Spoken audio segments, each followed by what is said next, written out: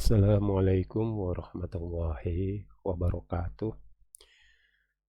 Hari ini kita akan ketemu kembali dalam mata kuliah metode penelitian hukum.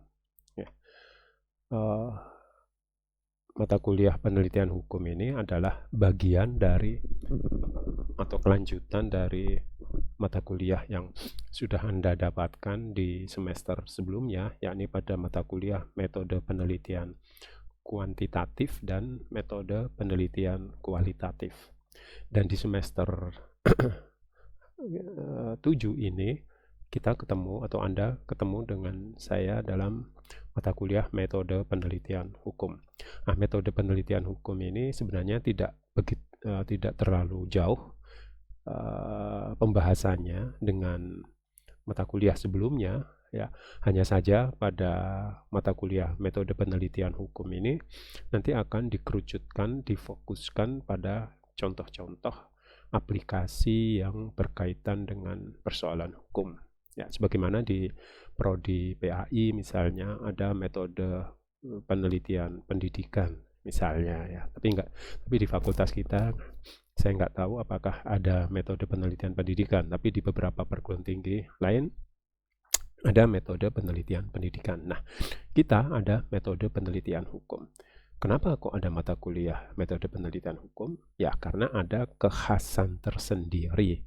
Ya, kekhasan tersendiri dari mata kuliah metode penelitian hukum ini dibanding dengan metode penelitian sosial dan metode penelitian lainnya yang sejenis, ya.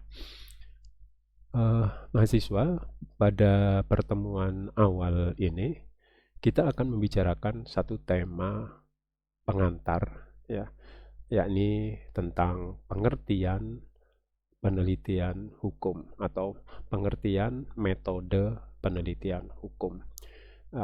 Biar kita punya pemahaman awal tentang apa yang dimaksud dengan metode penelitian hukum itu. Jadi bahasan kita pada hari ini itu akan membicarakan seluk-beluk yang berkaitan dengan metode atau metodologi penelitian hukum. Baik, kita segera mulai saja. Nah, apa metodologi penelitian hukum itu? Nah, kita akan memulainya dari sisi etimologi terlebih dahulu, ya. Terutama kita akan membicarakan apa yang dimaksud dengan metodologi. Apa metodologi itu, ya? Nah, metodologi itu sebenarnya gabungan dari dua frase. Yang pertama adalah metodos dan yang kedua adalah logos, ya. Nah, metodos sendiri sudah sering kita dengar atau mungkin pernah kita baca. Metodos itu artinya jalan, metode, atau cara. Sedangkan logos itu adalah ilmu atau pengetahuan. Sehingga kalau dirangkaikan dalam sebuah istilah metodologi, maka bisa dimengerti atau bisa ditarik kesimpulan bahwa metodologi itu adalah satu ilmu, satu pengetahuan yang membicarakan tentang cara-cara atau metode-metode tertentu. Nah, kalau yang kita bicarakan adalah metodologi penelitian, maka metodologi penelitian itu adalah satu ilmu, satu pengetahuan yang membicarakan tentang cara-cara, langkah-langkah, metode-metode, tahapan di dalam melakukan sebuah penelitian. Nah, biar kita memiliki pemahaman yang komprehensif tentang apa itu metode, bagaimana yang dimaksud dengan cara, tahapan itu, maka coba kita ungkit sedikit lebih dalam tentang apa itu metode atau metodos. Ini bisa kita lihat di tampilan PowerPoint ini, ya. Di tanda panah metodos ini dijelaskan secara kebahasaan apa yang dimaksud dengan metode itu, ya. Sebentar saya coba menggunakan highlight biar mudah menjelaskannya nanti. Nah, yang pertama, Metodes itu adalah jalan, ya ini. Jadi jalan atau cara melakukan sesuatu dengan teratur, dengan sistematis.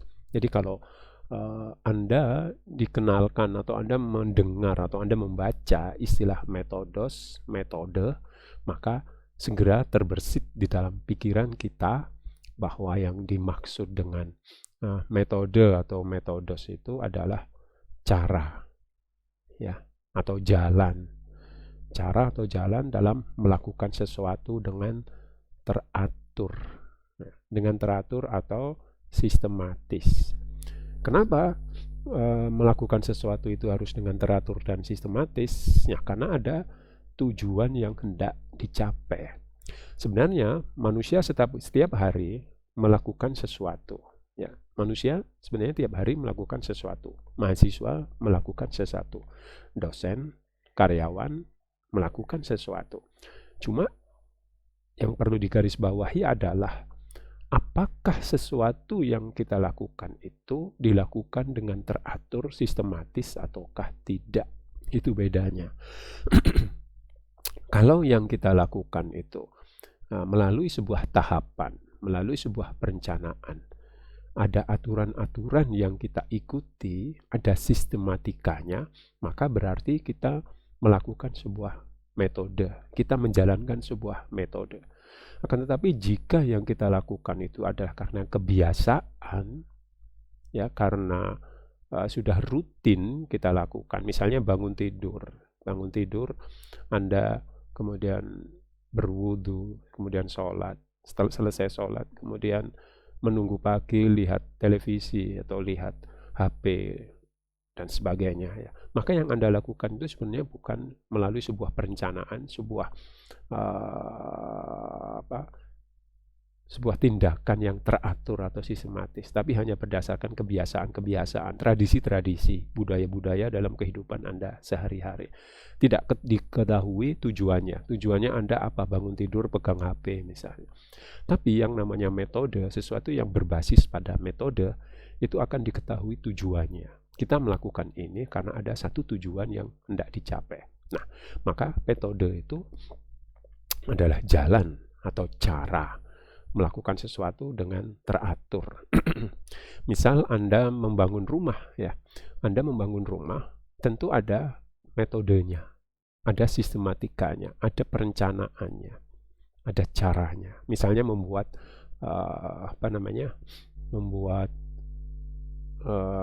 sketsa dulu. Sketsa rumah ini nanti mau dibangun luas tanah berapa, ya.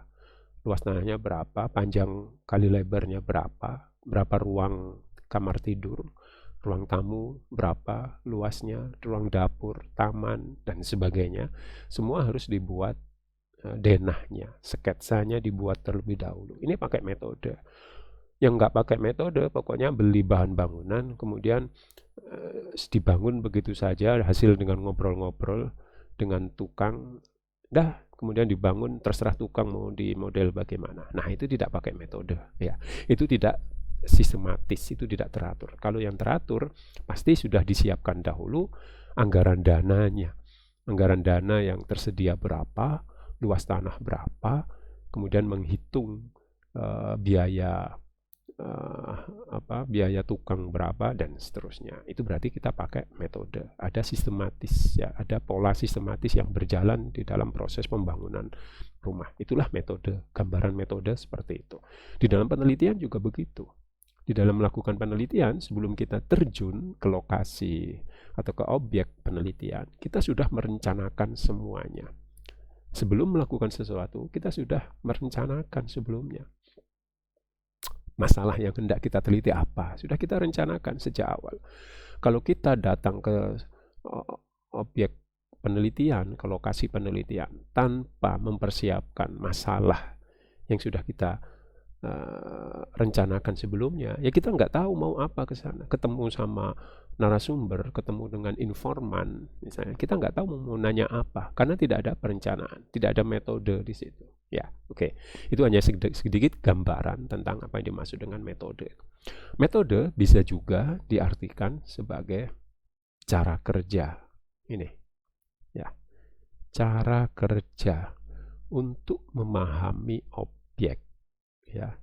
Cara kerja untuk memahami objek yang menjadi sasaran ilmu pengetahuan yang bersangkutan. Jadi, kalau sasaran ilmu kita adalah persoalan hukum, ya, sasaran ilmu kita adalah persoalan hukum, terutama hukum Islam, maka metode atau metodologi itu adalah sebuah cara kerja, ya, sebuah tahapan kerja yang dilakukan untuk memahami objek yang sedang kita teliti. Misal, kita meneliti tentang tradisi poligami. Tradisi poligami bagi masyarakat Dinoyo. Ini umpamanya. Umpamanya di Dinoyo itu, kelurahan Dinoyo itu dari 1000 kakak, yang hidup pada tahun 2021, ternyata 100 kakak itu teridentifikasi melakukan praktek poligami. Berarti ada 10% dari warga kelurahan Dinoyo itu melakukan poligami. Poligami itu sasaran ilmu yang ingin kita pelajari, ya, atau objek yang kita pelajari. Nah, tentu ada perencanaan, tentu ada desain penelitian yang akan kita lakukan mengenai tradisi, kebiasaan, dan perilaku masyarakat Dinoyo yang gemar melakukan poligami. Kita ingin meneliti. Tapi kalau kita datang ke kelurahan Dinoyo, ke masyarakat Dinoyo, tanpa menentukan terlebih dahulu objeknya, sasarannya, ya, tanpa mempelajari itu dulu, tanpa menentukan objeknya apa, ya kita akan kebingungan sendiri di kelurahan, di kampung-kampung di sekitar Dinoyo. Anda akan merasa kesulitan. Apa ya yang mau saya teliti ya? Apa yang mau saya lakukan di sini? Karena kita belum menentukan objek atau sasaran ilmunya. Nah, dengan metodologi atau dengan metode, dengan memanfaatkan metode atau metodologi penelitian, maka ketika kita datang ke kelurahan, ketika kita belusukan ke kampung-kampung di Dinoyo, kita sudah paham, kita sudah tahu apa yang ingin kita teliti, apa yang ingin kita ketahui. Ya, yang ingin kita ketahui adalah perilaku atau tradisi poligami. Maka kita akan memasuki rumah-rumah, kita akan berkenalan, kita akan melakukan wawancara, kita akan melakukan observasi terhadap pasangan rumah tangga yang di dalamnya ada poligami. Sehingga yang keluarga yang tidak ada praktek poligami tidak perlu kita ajak jadikan sebagai informan penelitian. Dan pikiran kita bisa kita fokuskan hanya kepada pasangan yang poligami. Itu kalau menggunakan metode, ya, karena metode itu adalah intinya itu adalah cara kerja kita secara sistematis, secara terukur, perencanaannya jelas, ya, tujuannya adalah untuk memahami objek. Karena kita ingin memahami objek tentang poligami, ya pakai metode. Tanpa metode, maka kita tidak akan bisa memahami apa itu poligami.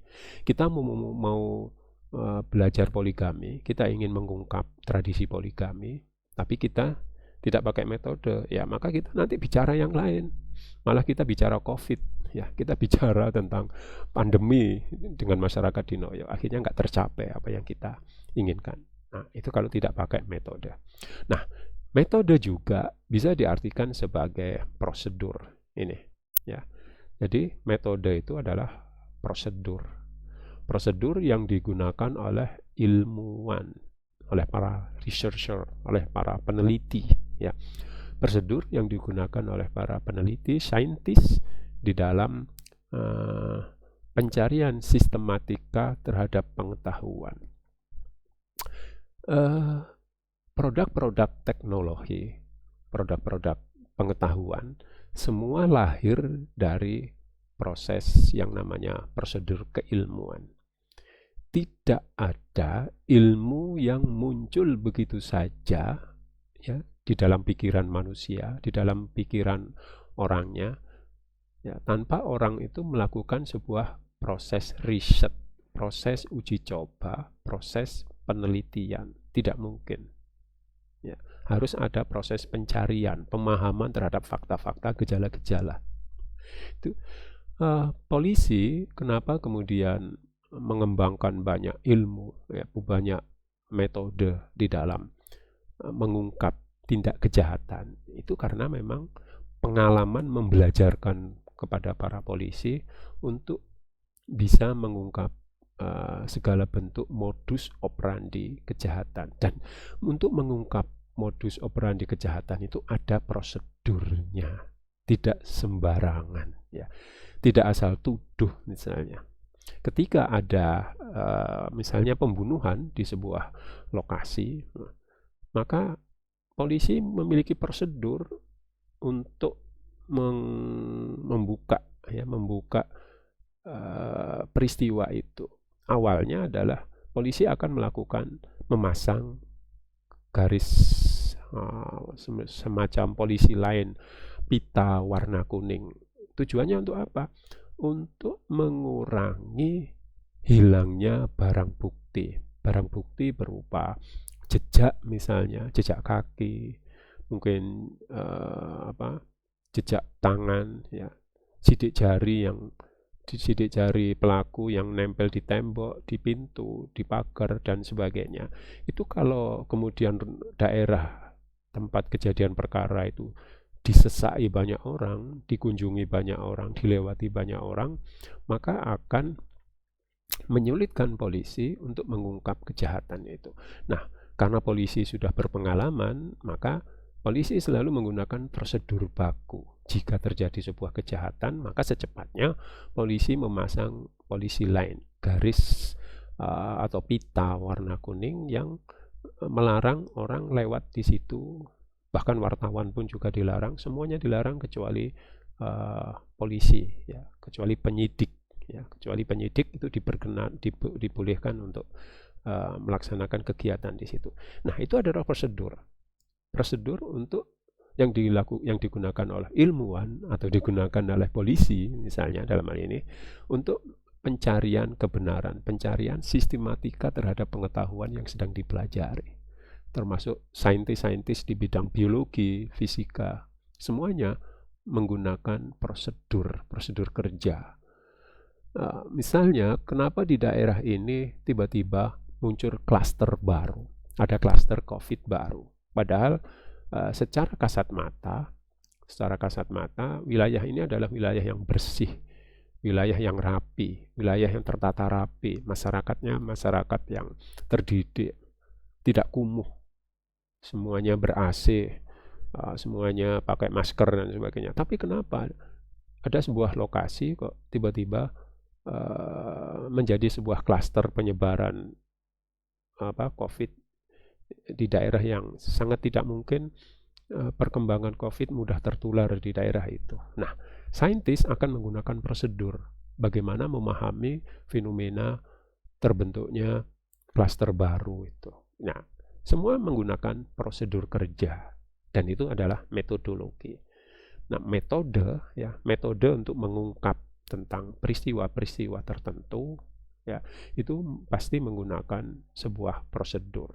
Jadi yang pertama tadi adalah jalan, ya, cara atau jalan. Yang kedua adalah cara kerja. Yang ketiga adalah prosedur kerja. Ya. Prosedur kerja itu berarti ketika melakukan sesuatu itu ada tahapannya, ada urut-urutannya. Ya. Seperti orang menikah itu juga ada urut-urutannya. Menikah itu yang pertama perkenalan, ya. Kemudian kalau tidak perkenalan, tidak pacaran, biasanya menggunakan metode nador, ya. Nah, setelah nador baru kemudian dilanjutkan dengan ta'aruf. Setelah ta'aruf dilanjutkan dengan khitbah, lamaran. Setelah khitbah dilanjutkan dengan akad nikah dan seterusnya. Itu adalah prosedur urut-urutannya, ya. Dan ini pernikahan yang menggunakan metode. Tapi ada juga pernikahan yang tidak menggunakan metode. Tapi namanya bukan nikah nanti ya. Mungkin nikah dalam tanda petik itu. Ya, oke. Nama lain atau istilah lain dari metode itu adalah teknik. Nah, ini yang keempat ini, teknik. Ya. Teknik dan prosedur. Ya, bisa juga diartikan teknik-teknik atau tahapan ya. Teknik itu cara ya, hampir sama sebenarnya. Teknik-teknik dan prosedur pengamatan oleh ilmuwan untuk mengolah data. Jadi metode itu adalah teknik-teknik untuk mengolah data. Jadi data yang sudah diperoleh oleh seorang peneliti, ya misalnya Anda peneliti, Anda sudah memiliki data hasil wawancara. Nah, data itu mau diapain? Langsung diketik begitu saja. Begitu kita mendapatkan data, ya, dapat informasi, apakah data itu langsung kita ketik begitu saja dijadikan sebuah laporan penelitian? Oh, tidak. Ada tekniknya, ada metodenya. Sebelum data itu kemudian kita jadikan, kita anggap, kita pilah sebagai data penelitian. Misalnya, kita bisa menggunakan teknik triangulasi. Misal ya, apa teknik triangulasi itu? Nah, satu saat akan saya jelaskan di pertemuan yang berikutnya ya. Di pertemuan yang berikutnya saya akan sampaikan apa yang dimaksud dengan triangulasi. Tapi triangulasi itu adalah teknik atau cara untuk memvalidasi data. Jadi data yang Anda temukan itu, apakah itu betul-betul data real, data yang valid, data yang bisa dipertanggungjawabkan, ataukah data itu adalah data yang tidak valid, data yang mentah. Nah, itu caranya di triangulasi. Nah, itu juga disebut sebagai metode. Metode di dalam memvalidasi data, metode di dalam mengukur akurasi data, itu disebut juga metode. Jadi metode itu sangat luas sekali ya. Dari sini kita bisa memahami bahwa metode atau metodos itu adalah cara, jalan.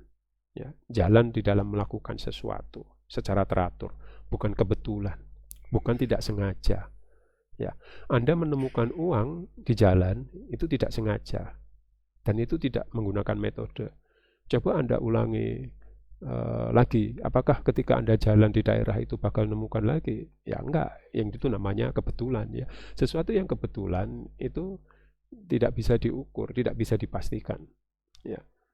Tapi kalau yang diukur, ya kalau menurut metode pasti bisa diperhitungkan kemungkinannya. Ya. Misalnya Anda jalan-jalan ke daerah yang sepi, ya, ke daerah yang jarang dikunjungi orang, maka dengan metode tertentu Anda bisa menghitung bahwa tidak mungkin saya bakal menemukan uang dalam waktu 1 bulan di daerah ini. Itu pakai metode. Ya, kalau pakai metode kita bisa menghitung. Tapi kalau tidak pakai metode, pokoknya setiap hari kita lewat terus ke situ. Entah ada atau enggak kita lewat aja.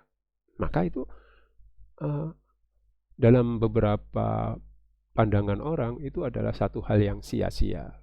Karena lewat situ, lewat daerah yang sepi, lewat daerah yang jarang dikunjungi orang, berharap untuk menemukan uang di jalan itu adalah hal yang muskil ya, yang tidak mungkin bisa kita temukan. Tapi pakai metode perhitungan, metode tertentu, kita bisa menilai, ngapain lewat sini, pasti nggak ada orang yang lewat sini, nggak ada orang yang menjatuhkan uang di sini. Nah, tapi coba kalau Anda datang ke terminal misalnya, ke pasar ya, peluang ya, ini bicara peluang ya, peluang untuk menemukan uang itu masih mungkin ya, meskipun kita tidak memikirkan mau mencari uang dengan cara menemukan begitu, tapi kita hanya bicara secara metodologi ya, bahwa metodologi itu adalah cara jalan melakukan sesuatu dengan teratur ya. Maka peluang untuk bisa menemukan uang di daerah-daerah yang ramai dan di situ ada pusat ekonomi, seperti pasar itu pusat ekonomi, terminal itu juga pusat ekonomi dalam bentuk jasa dan seterusnya ya, maka kemungkinan menemukan uang sangat sangat bisa diharapkan di situ. dibanding misalnya di makam yang sepi. Oke, itu hanya contoh saja. Baik, yang berikutnya, setelah kita mencoba memahami metode, ya, metode itu adalah cara jalan, cara kerja, prosedur, teknik-teknik dan seterusnya. Ya, logos itu adalah, sekarang kita bicarakan logos, metodologi, metodos dan logos. Logos itu adalah ilmu. Ini logos itu adalah ilmu. Ilmu yang berkaitan dengan apapun. Ya. Ilmu tentang cara melakukan sesuatu dengan teratur. Biologi misalnya, ada istilah biologi, itu berasal dari kata bios dan logos. Ya. Teologi, theos dan logos. Theos itu Tuhan, logos itu ilmu. Maka teologi itu, theos logos itu adalah ilmu yang membicarakan secara teratur konsep-konsep tentang ketuhanan. Biologi, bios logos, itu adalah ilmu yang membicarakan secara teratur tentang konsep-konsep tentang kehidupan. Nah, pokoknya logos itu intinya berbicara tentang keilmuan, tentang pengetahuan. Ya. Nah, jika kemudian istilah metodologi itu dikaitkan dengan penelitian hukum, metode penelitian hukum, maka kita bisa mengambil sebuah definisi sederhana. Metodologi penelitian hukum itu adalah ilmu tentang ilmu tentang cara melakukan penelitian, ya, cara melakukan penelitian hukum dengan teratur, dengan sistematis.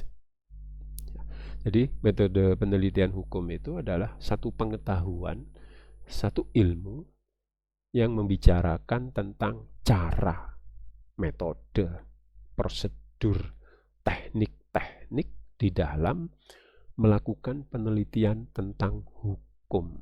Bukan penelitian tentang pendidikan, bukan penelitian tentang ekonomi misalnya, bukan penelitian tentang sejarah, bukan penelitian tentang bahasa. Karena memang ada penelitian-penelitian tentang hal itu semua. Ya. Nah, karena metode penelitian hukum, berarti ilmu ini berbicara tentang cara, teknik, metode, prosedur di dalam melakukan penelitian hukum dengan teratur, dengan sistematis. Ya. Kenapa? Kenapa harus teratur? Kenapa harus sistematis? Nah, karena hal itu akan memberikan pedoman tentang cara seorang ilmuwan di dalam mempelajari, menganalisis, dan memahami lingkungan-lingkungan yang dihadapinya. Maksudnya, kalau kita sebagai seorang peneliti, ya, mempelajari sebuah fenomena, sebuah peristiwa, sebuah fakta di lapangan, dan kemudian kita menggunakan metode, maka metode itu adalah sebuah pedoman. Ya, metode itu adalah panduan. Ya, panduan yang sudah kita tentukan sejak awal. Ya. Jadi pedoman dan panduan yang akan kita lakukan mulai dari awal sampai akhir, sehingga akan mempermudah kita di dalam melakukan proses memahami fenomena gejala itu. Fakta-fakta hukum yang tersaji di depan kita, persoalan-persoalan hukum yang membuat dahi kita berkerut, ya, persoalan-persoalan hukum yang membuat Anda jadi bertanya-tanya tentang kenapa ini terjadi, mengapa ini terjadi, dan sebagainya, itu akan mudah difahami, akan mudah dibongkar modus operandinya kalau kita memiliki pedoman, panduan di dalam memahami persoalan itu. Ya, misalnya ada ini hanya sinyalemen, ini hanya isu, dan ini hanya informasi yang berkembang di media. Ya. Dalam beberapa tahun terakhir, beberapa mass media, ya, beberapa media online memberitakan bahwa ulama-ulama sering diserang oleh orang-orang yang tidak jelas, dan kemudian pelakunya itu sering berakhir dengan pelakunya itu seringkali dianggap sebagai orang gila, ODGJ, orang dengan gangguan jiwa. Jadi kesimpulan polisi, orang-orang yang melakukan penikaman, penyerangan terhadap dai-dai, terhadap ustadz, terhadap ulama yang sedang memberikan pengajian dan sebagainya di Indonesia dalam 1-2 tahun terakhir ini, itu seringkali diidentifikasi sebagai orang gila, orang dengan gangguan jiwa. Nah, Anda sebagai umat Islam kadang memiliki keinginan kuat untuk memahami fenomena itu. Mengapa tiba-tiba orang gila itu banyak yang tertarik melakukan kejahatan terhadap ulama? Kenapa orang gila tidak pernah punya inisiatif melakukan penyerangan terhadap pejabat pemerintah, misalnya bupati, lurah, kecamat, dan sebagainya? Kenapa tidak ada pikiran di dalam di dalam pikirannya orang gila itu untuk melakukan penyerangan terhadap mereka? Kenapa yang diserang kok ulama? Anda tentu ingin bertanya. Nah, untuk bisa memahami fenomena itu, tentu Anda harus datang, Anda harus hadir, dan Anda harus mengamati orang-orang gila itu, orang gila yang ada di sekitar Anda, atau Anda melakukan wawancara dengan pelaku yang dianggap gila itu, yang sudah ditangkap polisi dan kemudian dibina di dinas sosial. Anda datangi mereka yang dianggap gila itu, Anda lakukan wawancara, dan sebelum Anda melakukan wawancara, tentu Anda sudah mempersiapkan metodenya dulu. Anda mau nanya apa saja, daftar pertanyaan itu harus Anda siapkan terlebih dahulu, ya, daftar pertanyaannya. Kemudian yang ditanyakan apa, bagaimana teknik bertanyanya, apakah Anda bertanya dengan cara bercanda, apakah Anda bertanya dengan bahasa yang jelimet, bahasa akademik, apakah Anda bertanya dengan bahasa seorang kawan terhadap kawan yang lain, ataukah Anda seolah-olah menjadi seorang pengunjung yang sedang ngobrol dengan orang yang sedang kena gangguan jiwa dan sebagainya. Itu sejak awal harus direncanakan sebelumnya. Nah, kenapa? Karena nanti akan bisa menjadi pedoman. Sekali lagi ini, dia bisa menjadi pedoman, ya, pedoman bagi peneliti untuk memahami fenomena orang gila yang menyerang ulama. Misalnya begitu. Maka metode penelitian itu sangat penting, ya, metodologi penelitian itu sangat penting bagi peneliti untuk bisa memberikan pedoman, panduan di dalam mempelajari menganalisis dan memahami lingkungan-lingkungan, memahami fenomena-fenomena yang sedang dihadapinya. Ya, kalau ada yang dihadapi adalah fenomena orang gila menyerang ulama misalnya, nah, ya, kita akan punya pedoman dalam meneliti.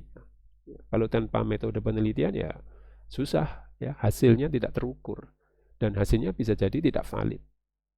Ya, itu. Baik, kita lanjutkan. Oleh karena itu, metodologi itu, ya, itu adalah ilmu tentang metode. Jadi sekali lagi, metodologi itu adalah ilmu tentang metode. Metode tentang apa? Ya, semua ilmu pengetahuan, ya. Semua disiplin keilmuan itu pasti memiliki metodenya.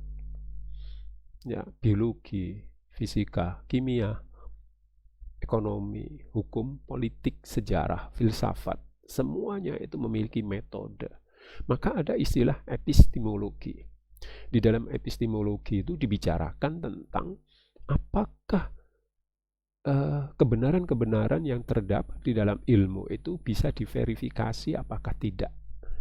bisa diverifikasi, itu bisa diuji kebenarannya. Cara pengujiannya bisa pakai logika, bisa pakai riset pengalaman, bisa pakai intuisi.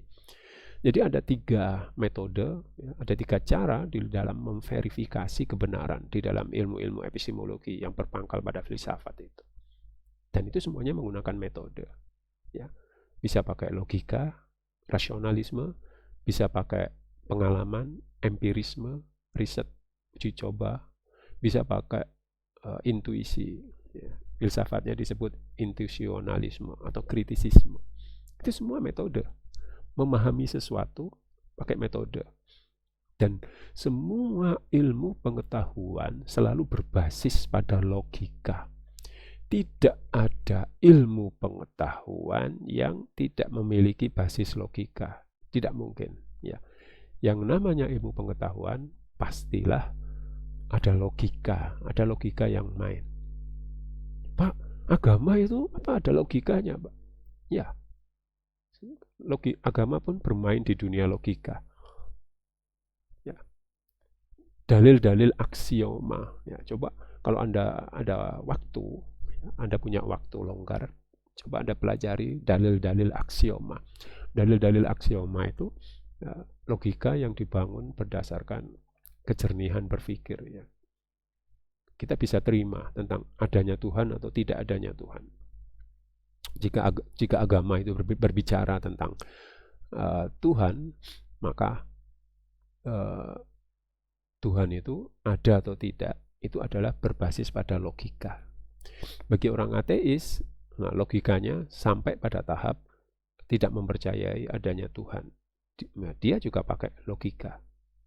Bagi orang yang agnostis, ya, berdasarkan penalaran logikanya, dia berhenti pada tahap antara meragukan adanya Tuhan, tapi juga berpeluang untuk mempercayai adanya Tuhan. Dia absen. Ya. Dia absen. Dia tidak pada posisi mempercayai Tuhan atau tidak percaya kepada Tuhan. Tapi dia masih dalam proses pencarian kebenaran. Sedangkan teis sampai pada level percaya adanya Tuhan. Pakai dalil logikanya. Semuanya berbasis logika. Bukan berbasis empiris, bukan berbasis riset. Ya, kalau berbasis pada rasionalisme, orang bisa sampai pada percaya kepada Tuhan, tidak percaya kepada Tuhan, atau berada di antara keduanya. Manzilah, bainal manzilatain, tentang adanya Tuhan. Ya itu, ya, tapi nggak ada di dalam logika filsafat manzilah bainal manzilatain, nggak ada. Tapi ini dalam pengalaman, dalam kehidupan sehari-hari ada sekelompok orang yang berada di batas antara percaya dan tidak percaya. Tapi pada prinsipnya semua ilmu pengetahuan itu selalu berbasis pada logika. Dan logika itu ada metodenya, ada caranya. Maka semua ilmu berbasis metode. Ya, tidak ada ilmu yang tidak ada metodenya, semuanya ada. Ya, dalam tafsir misalnya, Anda ingin mempelajari tafsir Al-Quran, maka ada metodenya, metode di dalam melakukan tafsir. Tidak semua orang bisa melakukan tafsir. Hakim misalnya, dalam ilmu hukum, dalam hukum acara perdata PA misalnya, dalam hukum acara perdata PA, tidak semua orang bisa jadi hakim, tidak semua orang bisa menjalankan fungsi yudisial misalnya. Hanya hakim yang bisa menjalankan fungsi yudisial, itu memeriksa perkara hingga memutuskan perkara dan seterusnya. Nah, oleh karena itu metode itu sangat penting. Ya. Dan logika itu pada dasarnya berlaku secara umum, secara universal. Tidak ada logika itu yang hanya berlaku bagi masyarakat Amerika dan tidak berlaku bagi yang lainnya. Maka itu bukan logika yang sahih, bukan logika yang valid. Jika logika itu hanya bisa diterima oleh orang Amerika dan tidak bisa diterima oleh orang Indonesia, oleh orang Malaysia, oleh orang Australia misalnya, maka kebenaran pengetahuan itu bersifat umum, karena logikanya juga bersifat umum. Ya, jadi logika itu, sekali lagi, itu bersifat umum, berlaku untuk semua manusia, laki-laki, perempuan, kaya, miskin, dan sebagainya. Mahasiswa, dosen yang berlogika itu pasti bisa menerima kebenaran yang bersifat umum. Kalau hanya dosen yang berlogika, mahasiswa tidak mau menerima, ya berarti bisa salah logikanya, bisa salah mahasiswanya, bisa salah dosennya. Atau mahasiswanya berlogika, dosennya tidak bisa memahami, ya bisa ada masalah dari logikanya. Ya. Oke, jadi logika pada dasarnya berlaku secara umum. Misal, ini logika, cara membangun logika. Orang Malang, semua orang Malang suka bakso. Ya, semua orang Malang suka bakso. Dan saya itu orang Malang. Karena saya dilahirkan sejak kecil, sejak TK, SD, SMP, hingga usia 50 ini, saya ada di Malang. Dan saya memang orang Malang. Maka ditarik kesimpulan secara logika bahwa saya suka bakso. Jadi pernyataan pertama mengatakan semua orang Malang suka bakso. Ya, tapi pertanyaan premis pertama tadi harus bisa dipertanggungjawabkan ya, bahwa memang orang Malang itu suka bakso. Jika premis yang pertama, premis mayornya itu salah, ya maka nanti kesimpulannya yang dibuat juga salah. Ya bisa jadi orang Malang itu ada yang nggak suka bakso. Atau orang Malang semuanya bernafas. Ya, orang Malang semuanya bernafas. Ini pernyataannya benar karena orang Malang yang kita bicarakan hanya orang Malang, tidak orang Blitar, tidak orang Kepanjen, bukan orang Kediri dan sebagainya. Kita bicarakan orang Malang. Orang Malang bernafas. Saya orang Malang. Berarti saya bernafas. Ini hanya sekedar cara menarik kesimpulan dari sebuah proses penalaran logika. Dan ini berlaku untuk semua orang bisa memahaminya. Bahwa karena saya orang Malang, maka saya suka bakso. Ini penalaran yang bisa dipertanggungjawabkan. Karena pernyataan awalnya mengatakan semua orang Malang suka bakso. Oke. Yang berikutnya, metodologi semua ilmu, termasuk ilmu hukum, pada dasarnya sama. Ya. Metodologi semua ilmu itu sama. Metodologi semua ilmu hukum, ilmu politik, ilmu ekonomi, ilmu sejarah, semuanya itu adalah sama. Yang berbeda hanya metodenya, metodnya. Kok sama sih Pak metodologi dengan metode? Apa bedanya? Ada sedikit kekhasan pendekatannya. Ya, di dalam metode itu nanti dibahas macam-macamnya, variasinya, tekniknya, teknik validasi datanya, pendekatannya itu yang berbeda. Tapi bahwa semua ilmu dimulai dari proses metodologi itu iya. Ya, semua ilmu di dalamnya mengandung metodologi itu iya. Tapi mereka berbeda di dalam caranya. Misalnya, ilmu sosial itu memiliki metode di dalam memahami gejala-gejala sosial. Ilmu eksak, ilmu eksak itu juga menggunakan metode di dalam membangun keilmuan yang bersifat eksak. Tapi metode yang dibangun itu caranya berbeda antara ilmu eksak dengan ilmu sosial. Tapi kedua-duanya menggunakan metodologi. Ilmu-ilmu sosial seperti ekonomi, politik, sosiologi, psikologi, dan lainnya tentu juga berbeda dengan ilmu sosial agama. Agama bagian dari sosial. Nah, itu juga berbeda di dalam metode mempelajarinya. Ya, oke. Metodologi itu juga membicarakan tentang proses, langkah, tahap, dan prinsip-prinsip dasar. Ya, metodologi membicarakan tentang proses melakukan penelitian tentang perkawinan dini, pernikahan dini misalnya skripsi Anda nanti membicarakan tentang pernikahan dini. Maka ketika Anda mengungkap tentang bentuk dari pernikahan dini itu, maka Anda membicarakan tentang prosesnya. Proses bagaimana membongkar pernikahan dini yang berjalan atau terjadi di daerah itu, Anda harus memulai sebuah proses mengungkapnya bagaimana. Caranya Anda bagaimana mengungkap pernikahan dini itu? Melakukan pengamatan, wawancara, atau hanya membaca berita dari koran misalnya. Itu semua menggunakan proses, ya, proses untuk mengungkap fakta, mengungkap gejala. Jadi bukan proses pernikahan dininya yang dimaksud proses di sini. Yang dimaksud proses di sini adalah proses untuk mendapatkan data tentang pernikahan dini. Jadi bukan prosesnya pernikahan dini ya. Jadi metodologi itu bukan proses tentang kejadiannya, tapi bagaimana memiliki data, proses memperoleh data, proses memverifikasi data, proses memvalidasi data. Jadi ada prosesnya, termasuk ada langkah-langkahnya, urut-urutannya. Yang namanya langkah itu harus urut. Kalau langkah bareng itu nggak bisa, lompat namanya.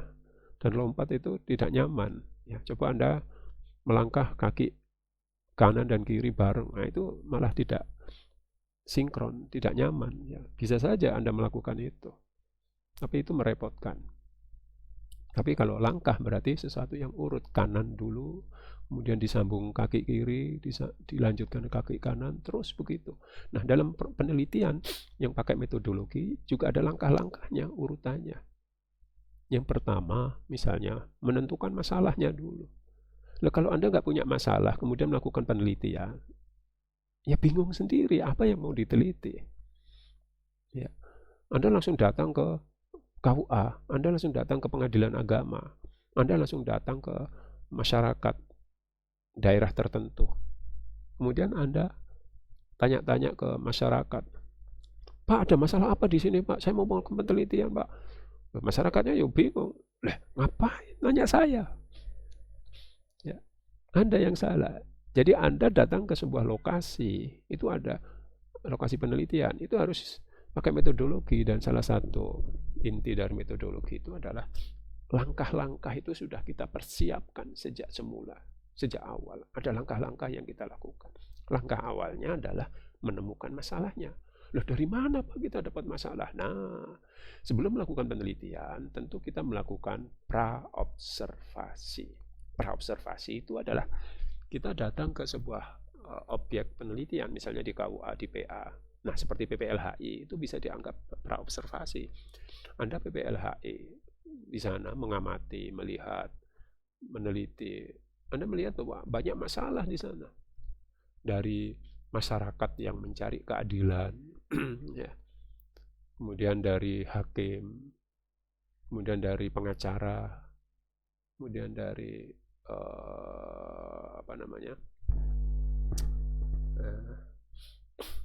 konselor apa itu, lupa saya istilahnya. Ya, dari beberapa orang yang Anda temukan di sana, ya, orang-orang yang Anda temui di sana, kok menunjukkan ada sesuatu yang aneh. Nah, Anda mulai berpikir, ini seharusnya nggak begini nih, harusnya orangnya melakukan ini, itu, dan seterusnya. Nah, disitulah Anda mulai menentukan masalah. Kalau sudah Anda temukan masalahnya, baru kemudian disusun langkah-langkah berikutnya. Bagaimana cara mencari data tentang masalah itu? Apa teknik pengumpulan datanya? Siapa yang kita ajak ngobrol? Yang akan kita jadikan informan itu siapa? Dan seterusnya. Ya. Dan langkah-langkah itu tentu diukur dengan waktu. Jadi ada tahapan. Ada waktu, ada estimasi waktu, ada setting waktu penelitiannya. Saya mau melakukan penelitian 1 bulan, 2 bulan, 3 bulan, 4 bulan, 7 bulan, atau berapa bulan. Sementara kita dibatasi kuliah sampai bulan, misalnya bulan Agustus 2022. Ya. Anda dibatasi oleh fakultas untuk melakukan penelitian hingga Agustus, enggak sampai Agustus sebenarnya. Sampai Mei misalnya, Mei 2022. Nah, Anda mulai sekarang harus tentukan penentuan masalah bulan Oktober misalnya, penyusunan proposal bulan November, penyusunan proposal bulan November, bulan Desember mulai pengumpulan data, misalnya begitu. Di dalam bulan Desember itu kita bagi 4 minggu. Minggu pertama melakukan wawancara dengan semua pihak. Minggu kedua bulan Desember melakukan observasi kepada pihak-pihak yang mau kita teliti. Minggu ketiga studi dokumentasi. Studi dokumentasi itu mempelajari putusan pengadilan, arsip-arsip perkara yang ada di pengadilan, dan minggu yang keempat itu dikumpulkan data-data yang relevan, data-data yang berkaitan dengan masalah penelitian kita. Nah, itu ada tahapannya. Yang Januari kita memvalidasi data atau kita mengolah datanya. Februari kita melakukan pembahasan, mengaitkannya dengan teori-teori di bab 2, ya, di dalam skripsi kita di bab 2 kita kaitkan antara temuan di lapangan dengan teori-teori itu, dan seterusnya. Jadi di dalam metode itu ada tahap, ada perencanaan waktu, ada setting waktunya. Kira-kira penelitian ini selesai dalam berapa bulan? Nah, kalau tanpa itu kita santai-santai saja. Wah, Mas, nanti dululah, saya masih ada COVID. Oh, nanti dululah, saya masih kepingin istirahat setelah PPL, KKN. Masa saya harus penelitian? Nanti dululah. Tiba-tiba ada pengumuman dari fakultas, akan dilakukan ujian skripsi pada bulan ini. Wah, Anda langsung kalang kabut, bingung sendiri. Pak, nggak ada tahap 2, Pak, nggak ada tahap 3, nggak ada tahap sekian. Karena kita tidak pakai perencanaan. Kalau metodologi, pakai metodologi, kita tahapan penelitiannya itu jelas. Ya, bulan ke-1, bulan ke-2, bulan ke-3 melakukan apa. Di 1 bulan itu, minggu pertama melakukan apa, minggu kedua melakukan apa. Itulah metodologi. Itulah tahap-tahap. Dan metodologi itu bisa dijadikan sebagai prinsip-prinsip dasar. Prinsip dasar yang akan kita lakukan. Ya, membicarakan tentang prinsip dasar keilmuan, prinsip dasar penelitian, prinsip dasar apapun. Ya. Artinya, ini yang jadikan pedoman dalam melakukan penelitian. Ya, oke, kita lanjutkan. Nah, kalau tadi metodologi itu adalah ilmu tentang cara. Ilmu tentang cara yang dilakukan secara teratur. Nah, karena ilmu, ya, metodologi penelitian itu adalah sebuah ilmu, maka ada beberapa aspek yang berkaitan dengan ilmu itu. Ya. Metodologi penelitian hukum itu adalah sebuah ilmu. Nah, kapasitas metode penelitian hukum itu memiliki kapasitas sebagai keilmuan, ranah keilmuan. Dan salah satu ranah keilmuan itu, ilmu itu dianggap sebagai sebuah aktivitas penelitian. Jadi metodologi, ilmu tentang metode itu, nah, maka yang dibicarakan di dalam ilmu itu adalah sebuah aktivitas. Ini, aktivitas. Aktivitas itu berarti ada sebuah kegiatan, ada sebuah kerja, ya, bukan duduk manis, bukan merenung, bukan melamun, tapi melakukan sebuah kegiatan-kegiatan, aktivitas, yang dari situ kemudian menghasilkan pengetahuan, menghasilkan ilmu. Maka ranah ilmu itu salah satu, yang pertama adalah ilmu itu berkonotasi dengan sebuah aktivitas penelitian. Tidak ada ilmu tanpa aktivitas penelitian. Ya.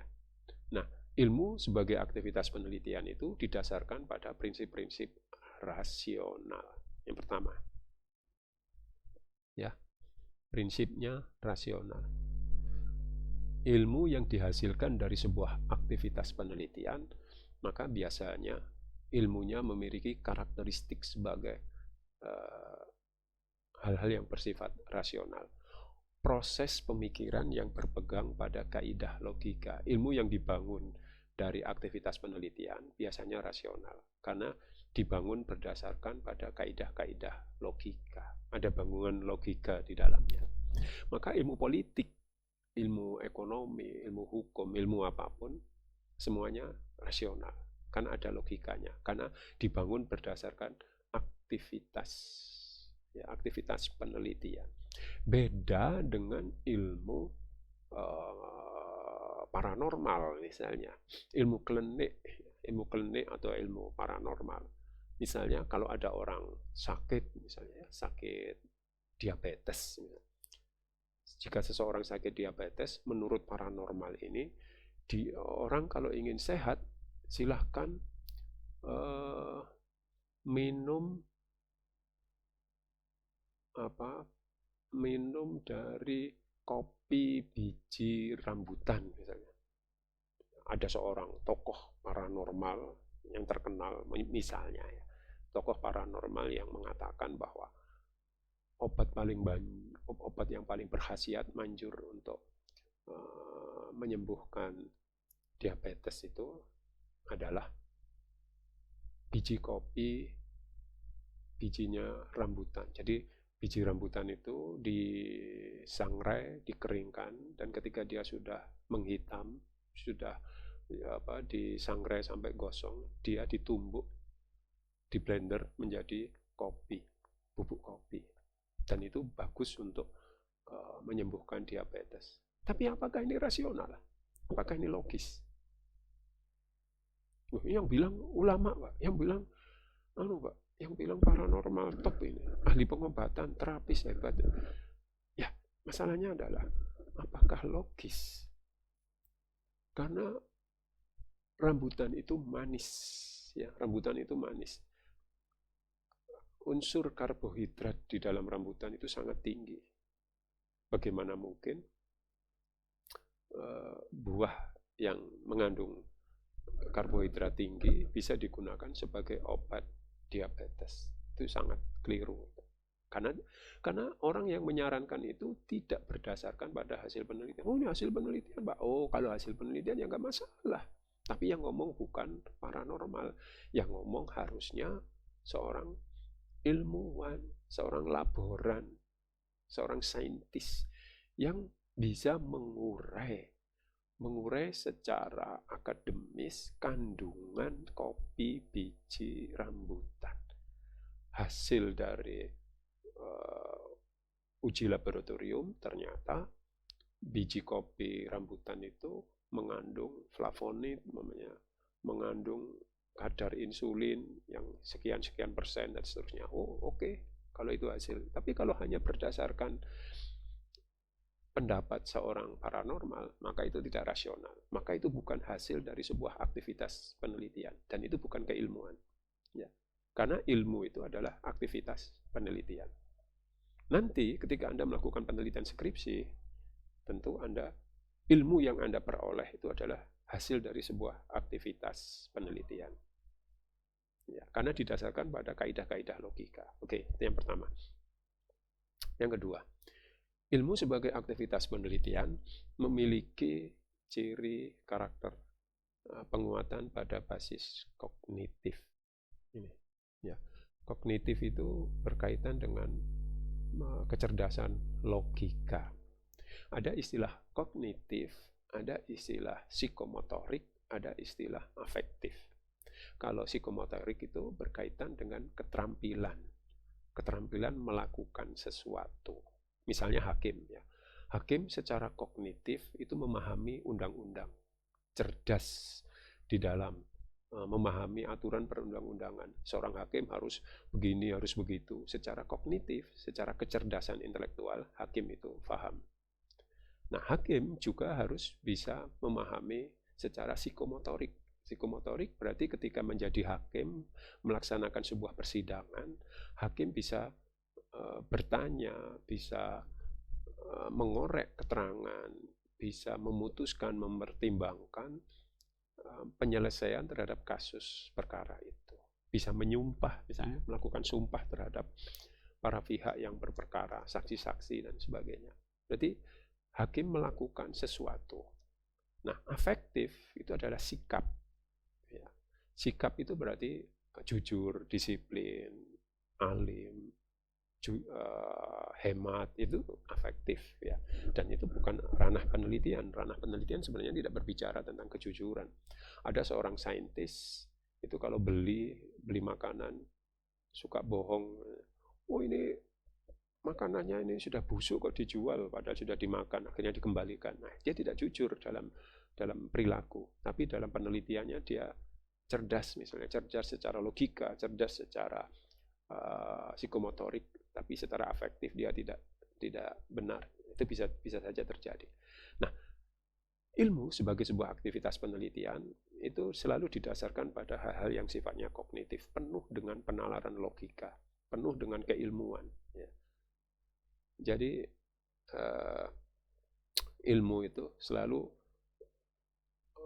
full, ya, selalu lengkap dengan hal-hal yang berkaitan dengan pengetahuan, aspek kognitif, aspek kecerdasan intelektual. Dan yang ketiga, ilmu sebagai aktivitas penelitian itu memiliki ciri-ciri teleologis. Tujuannya adalah untuk mencapai kebenaran. Kenapa seseorang melakukan aktivitas penelitian? Karena untuk mencapai kebenaran. Cara, metode untuk mencapai kebenaran. Tanpa melakukan aktivitas penelitian, bagaimana orang bisa mengungkap kebenaran? Polisi bagaimana bisa menangkap penjahat kalau tidak melakukan aktivitas penelitian? Dokter, ahli biologi, tidak mungkin bisa mengungkap, ahli virus, ya, tidak bisa mengungkap kenapa banyak orang sakit, orang meninggal tiba-tiba di satu daerah. Kalau tidak kemudian melakukan penelitian, apa penyebab dia sakit, dia meninggal itu apa? Nah, aktivitas penelitian itu adalah cara untuk mencapai kebenaran atau untuk memperoleh pemahaman. Mengapa di sini terjadi pandemi? Kenapa di sini ada klaster khusus? Ya, klaster sekarang sudah muncul klaster sekolah. Ada di Jawa Tengah klaster sekolah gara-gara dibuka PTM, pelajaran tatap muka, pembelajaran tatap muka, maka sudah ada siswa-siswi yang kena COVID-19. Nah, orang melakukan penelitian, aktivitas penelitian itu memperoleh pemahaman, ya, untuk memperoleh pemahaman tentang kenapa kok, bagaimana caranya, bagaimana penyebabnya kok sampai siswa-siswi itu kena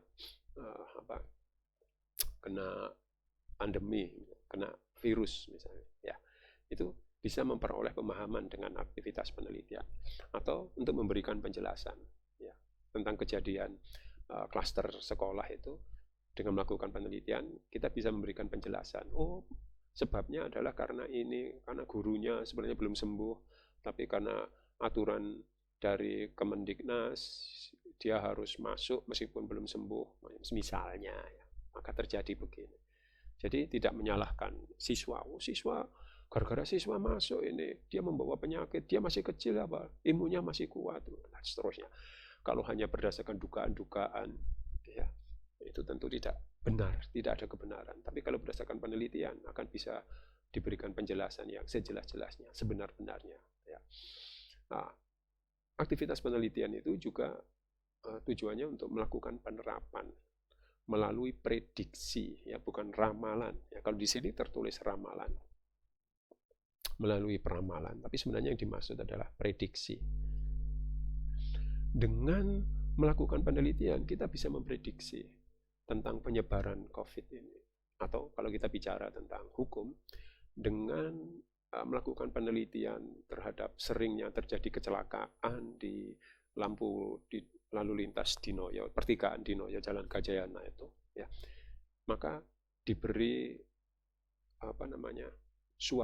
diberi suara dari dari toa atau dari alat komunikasi yang ditaruh di pertigaan, misalnya peringatan bagi pengendara yang berasal dari arah barat supaya hati-hati tidak melewati batas marka jalan, harap mundur, dan seterusnya. Kalau ada kata-kata semacam itu, kata-kata peringatan dari pemerintah yang dipasang di pertigaan yang sering terjadi kecelakaan, maka bisa diprediksi nanti tingkat kecelakaan bisa menurun. Atau jika di sebuah mall itu sering terjadi pencurian, ya, mall ini namanya MDC, ya, di MDC ini sering terjadi pencurian, maka dilakukan penelitian, apa sih yang menjadi penyebab pencurian? Oh, satpamnya hanya satu, misalnya begitu hasil dari penelitian, satpam hanya satu, maka kemudian pihak manajemen MDC mengangkat 10 satpam untuk mengamankan, dan ternyata dengan adanya satpam yang banyak itu bisa meminimalisir pencurian, tindak pelanggaran hukum. Nah, ini artinya kita bisa meramalkan situasi bahwa jika melakukan ini maka akan terjadi begini atau tidak terjadi begini. Dan itu juga termasuk bagian dari pengendalian, ya, untuk mengendalikan tingkat kejahatan. Biar kejahatan tidak terlalu tinggi, maka dilakukan sebuah aktivitas penelitian. Bagaimana mencegah pelanggaran hukum itu bisa tidak terlalu tinggi. Ya, caranya seperti tadi. Maka fungsi dari penelitian, ya, itu adalah proses memprediksi kejadian yang bakal terjadi atau mengendalikan sebuah situasi tertentu.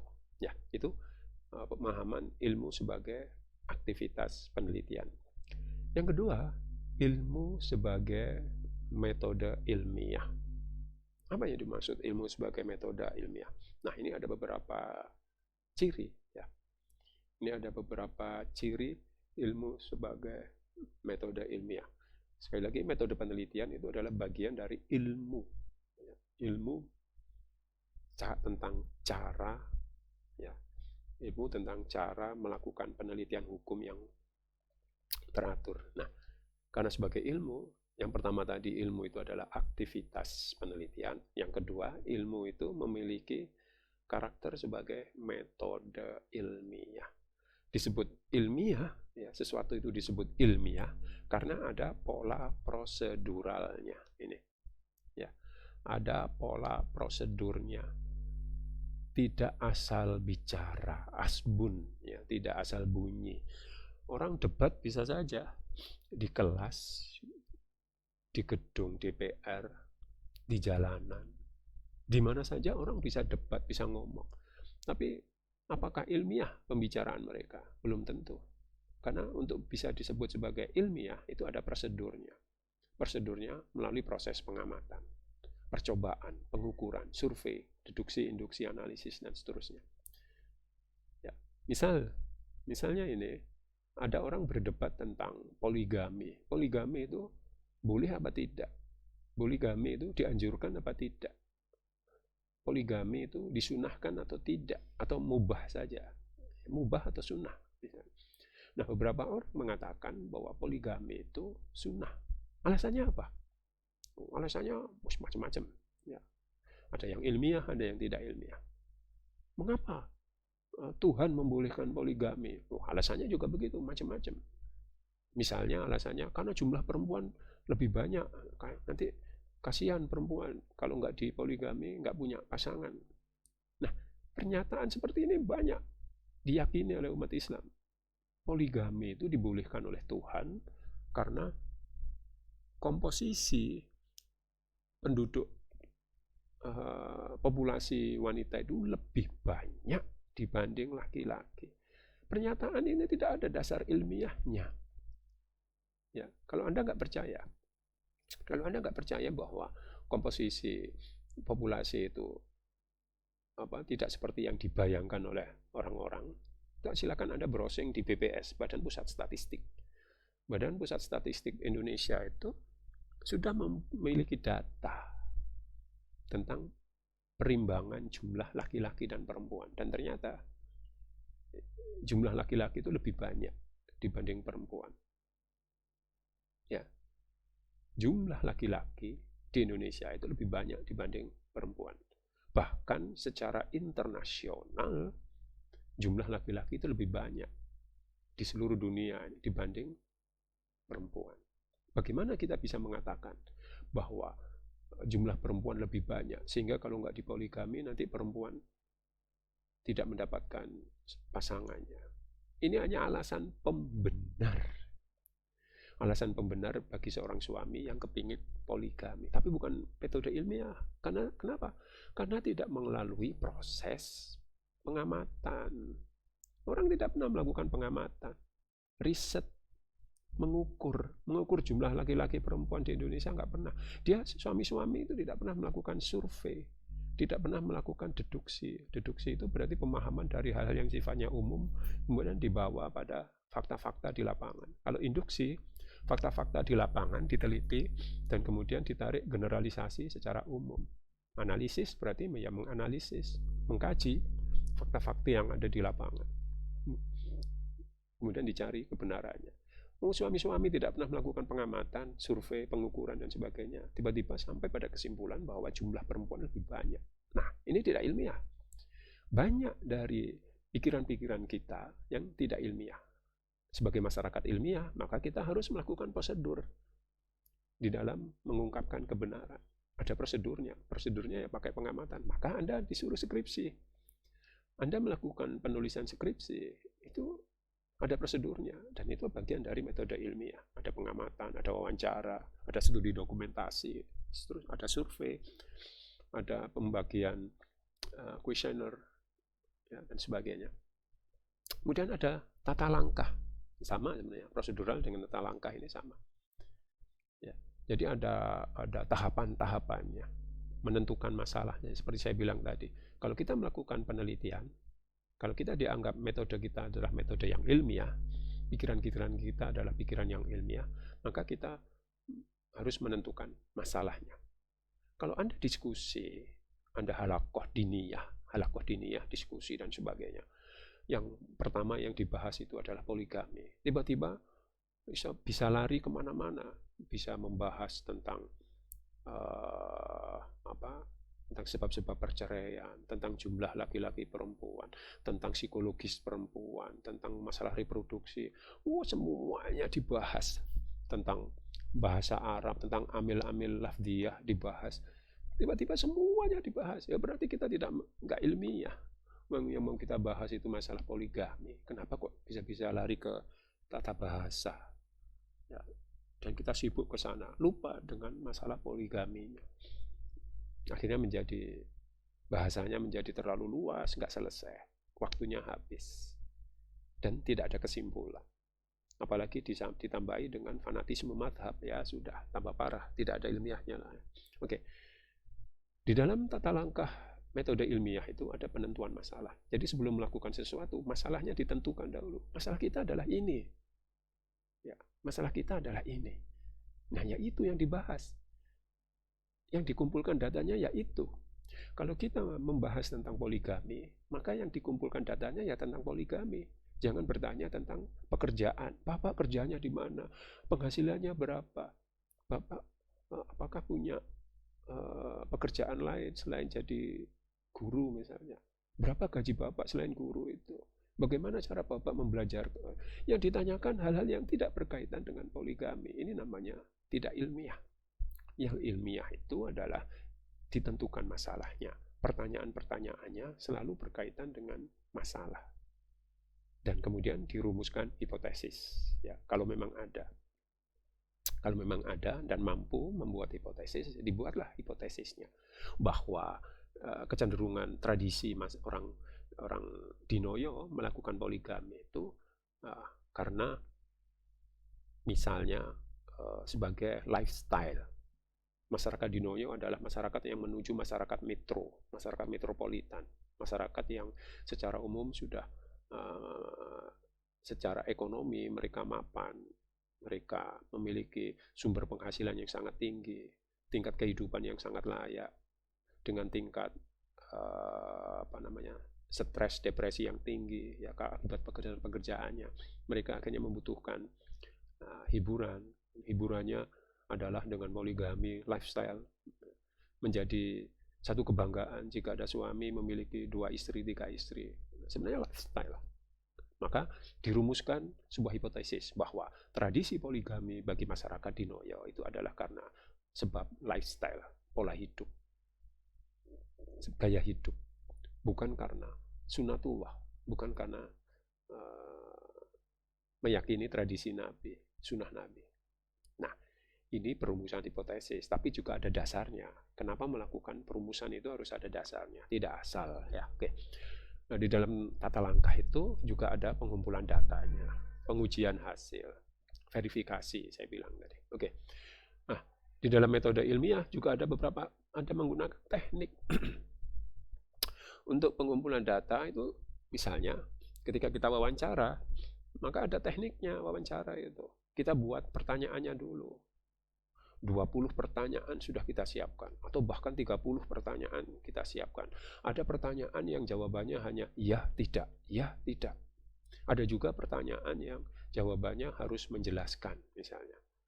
Jadi pertanyaan itu sudah kita siapkan dahulu. Jangan sampai kita datang ke narasumber, ke informan, tapi tidak punya daftar pertanyaan. Pokoknya ngobrol sambil ngopi, sambil ngerokok. Kita lupa mau nanya apa. Nggak ilmiah itu.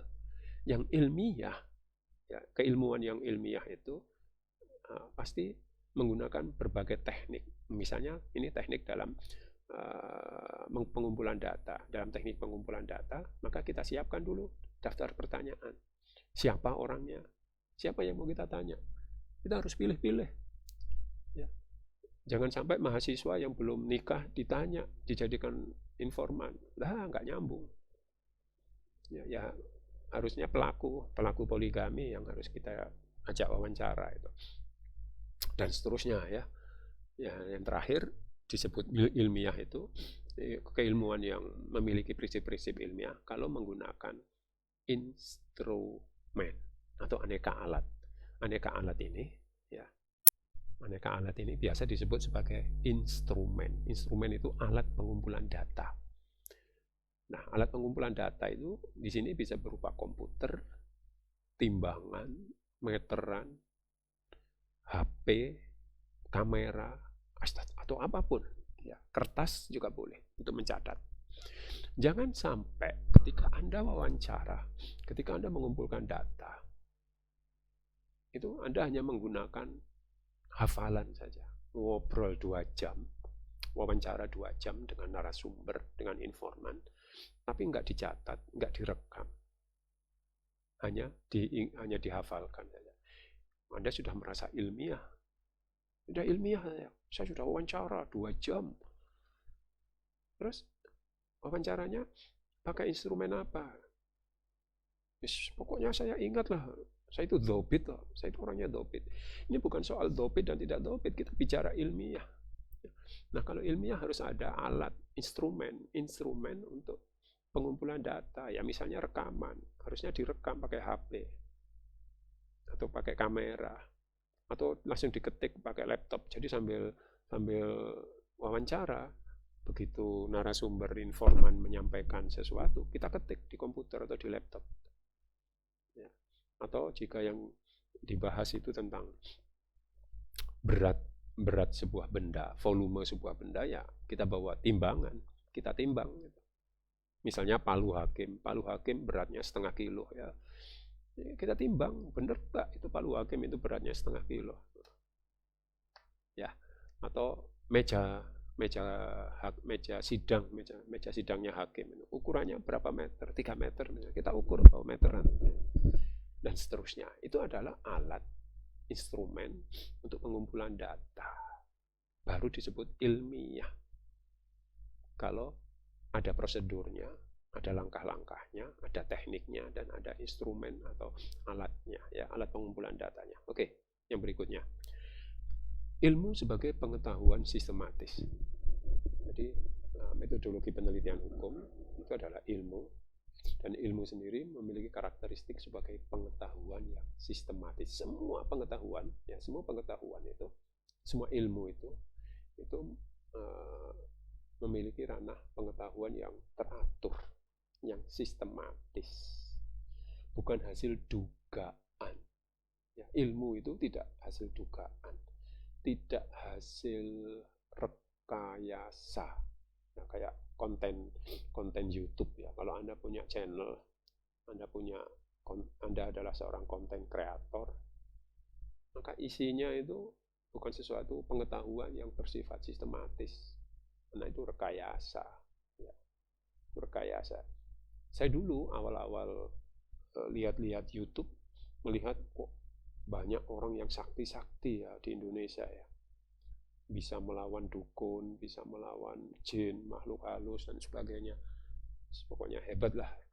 Lambat laun, ya, dengan perkembangan waktu, saya baru menyadari bahwa itu semua adalah konten YouTube. Ternyata itu hanya rekayasa dari tim kreatif saja. Ya. Oh, itu ya. Tapi itu tidak memiliki sifatnya, bukan sesuatu pengetahuan yang sistematis itu. Sekalipun mereka menggunakan metode ya.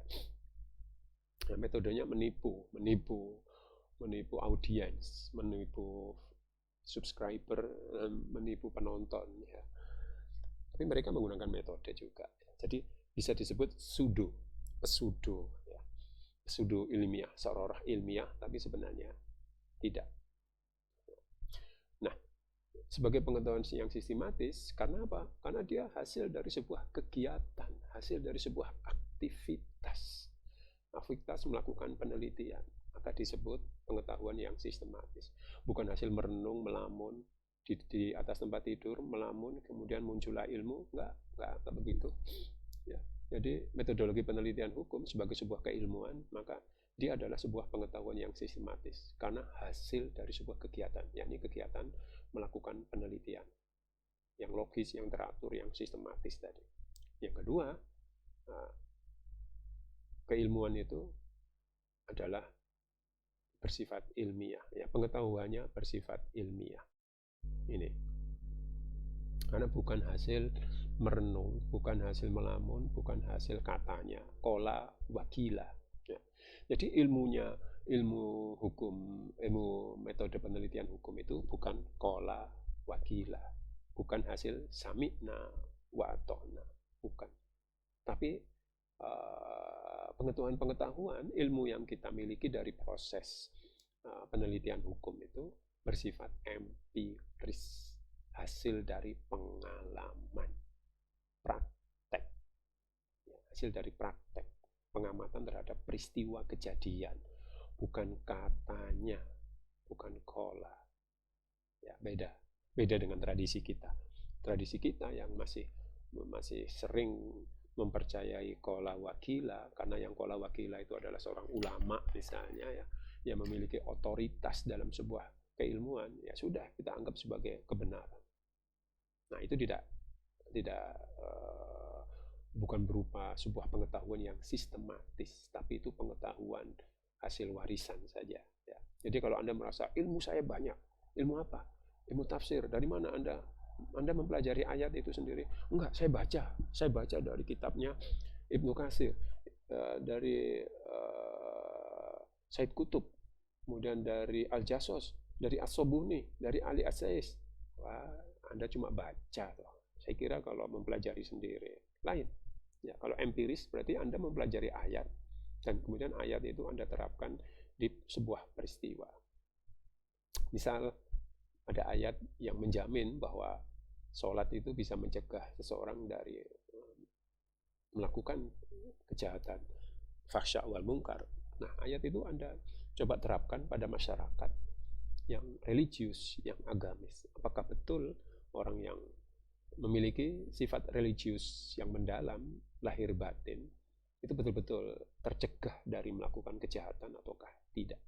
Nah, pengetahuan yang Anda peroleh itu bersifat empiris karena Anda mempelajarinya dalam kehidupan sehari-hari, bukan kata Sobuni, bukan kata Ali As-Sais, bukan kata Al-Jassos, bukan kata orang lain, ulama-ulama yang lainnya.